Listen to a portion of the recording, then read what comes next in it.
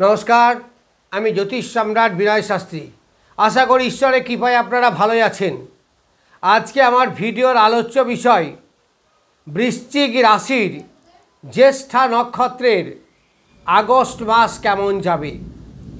এই আগস্ট মাসে গ্রহ সন্নিবেশ এবং নক্ষত্র সন্নিবেশ হচ্ছে, লগ্নে কেউ নেই, দ্বিতীয় তৃতীয় কেউ নেই, চতুর্থে আছে রাহু 25 নম্বর অর্থাৎ পূর্ব ভাদ্রপদ বৃহস্পতির নক্ষত্রে, পঞ্চমে বক্রী শনি উত্তর ভাদ্রপদ অর্থাৎ শনি নিজের নক্ষত্রে, তারপরে একবারে অষ্টমে বৃহস্পতি এবং বুধ দৈত্য গুরুযোগ, সেখানে বৃহস্পতি আছে আর্দ্রা অর্থাৎ রাহুর নক্ষত্রে এবং শুক্র আছে মৃগশিরা মঙ্গলের নক্ষত্রে।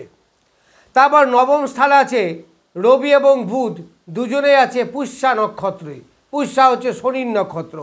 দশমে কেতু পূর্ব ফাল্গুনী এবং একাদশে লগ্নপতি মঙ্গল বসে আছে উত্তর ফাল্গুনী নক্ষত্রে।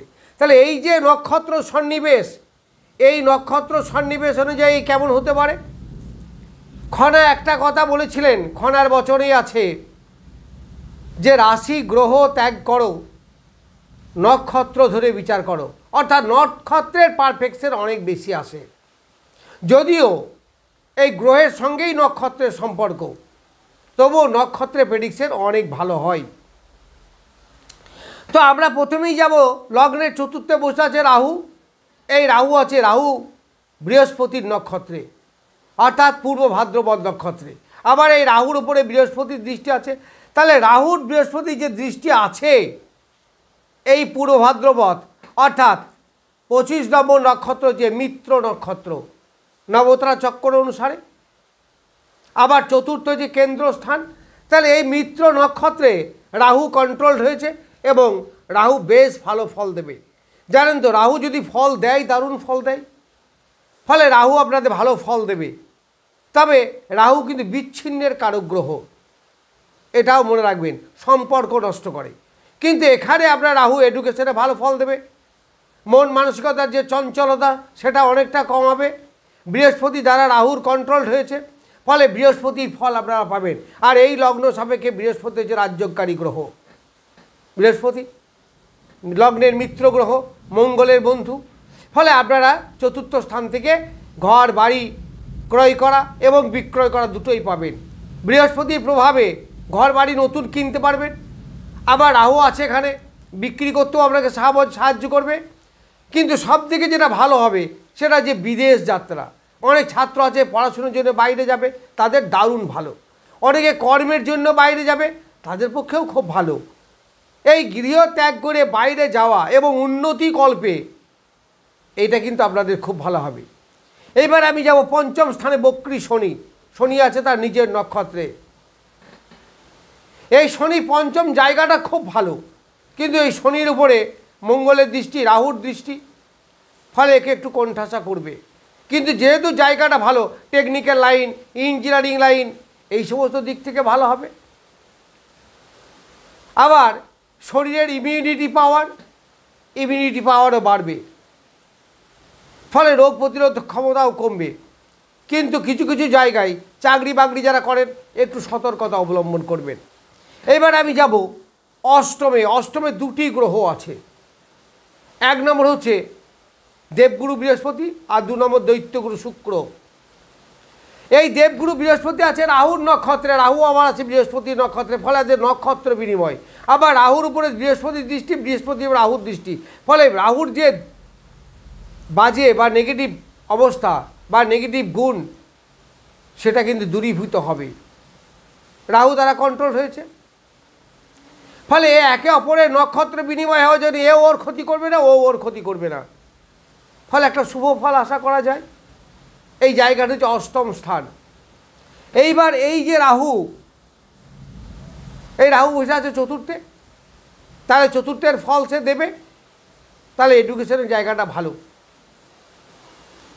আবার অষ্টম থেকে আপনাদের শরীর স্বাস্থ্য, রোগ প্রতিরোধক ক্ষমতা, ঋণ পরিশোধ হওয়া, আটকে যাওয়া জিনিস ফেরত পাওয়া, অর্থাৎ আপনার টাকা ধার দিয়েছিলেন আটকে গেছে, সে টাকা আপনারা পাবেন, এই সময় ফেরত পেয়ে যাবেন।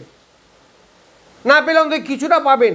যে ঋণ করেছেন সেই ঋণের কিছু অংশ আপনাদের শোধ আবেদন হবেই হবে। এখান থেকে কী হয়, যারা জ্যোতিষী বিদ্যায় আছেন, যারা সুদের ব্যবসা করেন, এই ধরনের ব্যবসায় যারা আছেন তাদের ভালো হবে। এই বৃহস্পতি আপনার দ্বিতীয়পতি এবং পঞ্চমপতি, তাহলে অর্থাগমও আপনাদের বেশ ভালো রকমই হবে। পরের সম্পত্তি প্রাপ্তি সেটাও হবে, বিদেশ যাওয়ার জায়গা সেটাও ভালো হবে, এইগুলো আপনার সুবিধা হবে। আবার এইখানে বসে আছে দৈত্যগুরু শুক্রাচার্য বা শুক্রদেব। শুক্রদেব মৃগশিরা নক্ষত্র। মৃগশিরা কার নক্ষত্র? মঙ্গলের নক্ষত্র। আর লগ্নপতি হচ্ছে মঙ্গল। তাহলে লগ্নপতি সর্বদাই শুভ। তাহলে এই মৃগশিরা সাধক তারাই পড়েছে। তাহলে সাধক তারাই পড়ার জন্য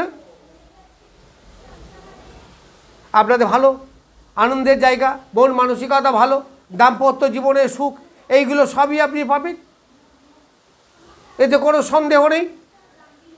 আবার সপ্তমপতি, তাহলে ব্যবসা বাণিজ্য সেগুলোও ভালো হবে। ষষ্ঠের সঙ্গে যোগ আছে, তাহলে ষষ্ঠপতির নক্ষত্রে বসে আছে।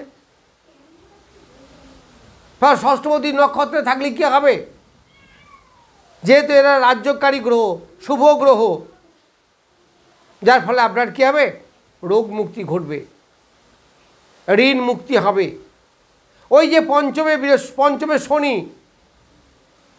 এ হচ্ছে অতি মিত্র নক্ষত্রে, তাহলে শনি দুর্বল অবস্থায় অবশ্যই, কারণ রাহুর দৃষ্টি তার উপরে, শনির দৃষ্টি তার, মঙ্গলের দৃষ্টি তার উপরে, তবুও সে ভালো ফল দেবে। কেন দেবে না, অতি মিত্র নক্ষত্রে আছে। অতি মিত্র হচ্ছে সব থেকে বেস্ট নক্ষত্র।